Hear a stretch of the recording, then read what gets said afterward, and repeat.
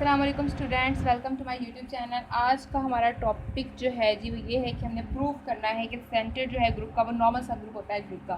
Centre of group हम लोग पढ़ चुके हैं, पिछले लेक्चर में हम यही प्रूव कर चुके हैं जो सेंटर होता है ग्रुप का वो सब ग्रुप होता है ग्रुप का। अब हमने ये प्रूव करना है कि जो सेंटर है ग्रुप का वो नॉर्मल सब ग्रुप ही है ग्रुप का।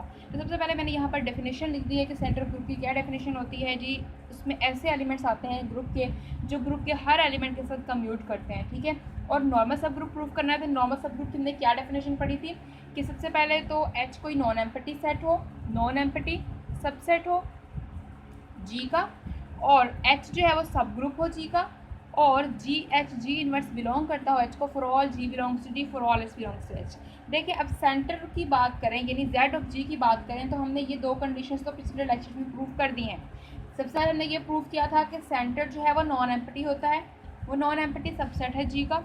दूसरी बात हमने ये प्रूव की थी कि जो सेंटर है वो सब ग्रुप है G का। अब सिर्फ हमारी ये चीज़ रह गई है प्रूव करने के लिए। अगर ये प्रूव कर देते हैं तो सेंटर जो है वो नॉर्मल सब ग्रुप बन जाएगा G का, ठीक है। तो इसको प्रूव करने के लिए हमें क्या करना पड़ेगा, हमें सेंटर का कोई एलिमेंट लेना पड़ेगा।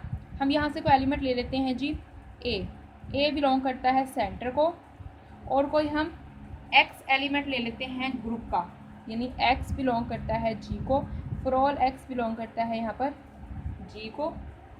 यहाँ पे लिख लेते हैं for all A belongs to Z of G, ठीक है। अब हमें यहाँ पर शो ये करना है to show that X inverse belong करता है सेंटर ऑफ G को। ये बात हमने यहाँ प्रूव करनी है। तो चलें स्टार्ट करते हैं प्रूव करना। तो देखें X है X इनवर्स, हम इस तरह से लिख सकते हैं X इनवर्स। अब यहाँ पर देखें सिंस A बिलोंग करता है अगर सेंटर ऑफ G को, इट इम्प्लाइज XA इक्वल होगा AX के फॉर ऑल X बिलोंग करता होगा G को। अगर सेंटर ऑफ G का एलिमेंट A है यानी कोई भी हम इसका एलिमेंट लेते हैं सेंटर का, तो XA इक्वल होगा AX के। तो यहाँ पर है AX का इन्वर्स। अब X इन्वर्स किसका एलिमेंट है, G का एलिमेंट है ना, तो AX इन्वर्स को हम क्या लिख सकते हैं, क्योंकि A G के हर एलिमेंट के साथ कम्यूट कर रहा है। अगर X G का एलिमेंट है इट इम्प्लाइज X इन्वर्स भी तो G का ही एलिमेंट होगा, और A जो है ये सेंटर का एलिमेंट है तो ये G के हर एलिमेंट के साथ कम्यूट करता है। तो AX इन्वर्स को हम क्या लिख सकते हैं, X इन्वर्स A। अब देखें X इन्वर्स भी A, ये तीनों एलिमेंट्स किसके हैं, G के हैं, क्योंकि सेंटर में जो एलिमेंट्स आते हैं वो तो G में से आते हैं, तो ये एसोसिएटिव प्रॉपर्टी तो होल्ड कर रहे होंगे। तो ये आ जाएगा X इन्वर्स A। अब X इन्वर्स किसके इक्वल आ जाएगा, X भी G का एलिमेंट, X इन्वर्स भी G का एलिमेंट, दोनों दूसरे के इन्वर्स हैं, तो आइडेंटिटी आ जाएगा, identity E dot A which is equals to A। तो A किसका एलिमेंट था, सेंटर ऑफ G का एलिमेंट था। It implies X inverse belongs to centre of G। It implies centre of G is normal सब group of G, कि हमारे पास जो centre है वो हमारे पास नॉर्मल सब ग्रुप हो गया है G का, ठीक हो गया। तो यहाँ पर हमने प्रूव कर दिया कि जो सेंटर है वो हमारे पास क्या होता है जी, नॉर्मल सब ग्रुप होता है G का, ठीक हो गया स्टूडेंट्स। यहाँ तक आप लोगों को समझ में आई। अब यहाँ पर हम लोग एक और बात डिस्कस कर लेते हैं, छोटी सी जो हमारे पास है बात वो हम थोड़ी सी यहाँ पर डिस्कस कर लेते हैं कि हमारे पास हमने क्वोशंट ग्रुप पढ़ा था। क्वोशंट ग्रुप में क्या होता था कि G क्वोशंट H होता था। हम कहते थे कि ये हमारे पास ग्रुप परफॉर्म करता है, इसके अंदर कलेक्शन आ जाती है सारे के सारे कोसेट्स की। लेकिन वो किस तरह से आती है कोसेट्स की कि H जो है वो नॉर्मल सब ग्रुप होता है G का, यानी H नॉर्मल सब ग्रुप होता है G का। यहाँ पर कोसेट्स आएंगे डिस्टिंक्ट कोसेट्स, जो कि जिनके लेफ्ट कोसेट्स इक्वल होते हैं राइट कोसेट्स के, वो वाले हमारे पास, यानी कि हमारे पास H G का नॉर्मल सब ग्रुप होता था और G क्वोशंट H हमारे पास क्वोशंट ग्रुप था, और हमने इसको ग्रुप भी प्रूव किया था पिछले लेक्चर्स में। तो G क्वोशंट H की हम बात करते थे। इसी तरह से अगर हम G quotient Z of G की बात करें, जो Z ऑफ G है यानी सेंटर जो है ग्रुप का, ये भी तो इसका नॉर्मल सब ग्रुप है। Z ऑफ G जो है ये भी G का नॉर्मल सब ग्रुप है।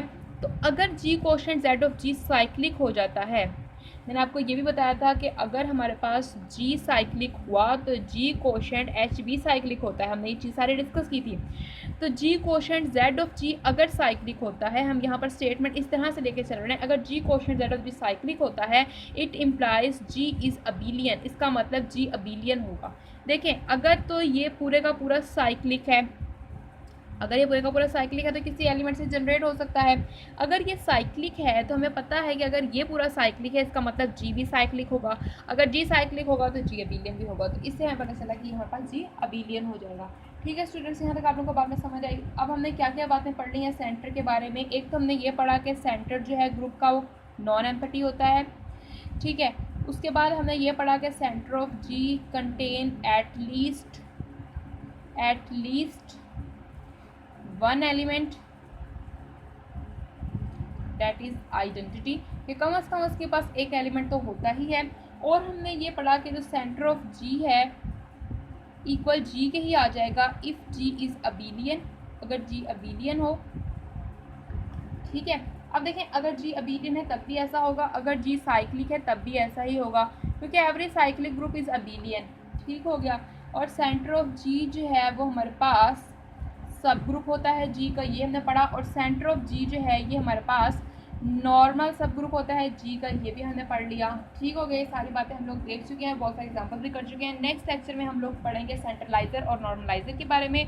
तो स्टूडेंट्स अगर आप हमारे चैनल पर नए हैं तो हमारे चैनल को सब्सक्राइब कर दीजिए और बेल आइकन को ज़रूर प्रेस कीजिएगा ताकि आपको हमारी हर नई आने वाली वीडियो मिलती रहे। थैंक यू स्टूडेंट्स, अल्लाह हाफिज़।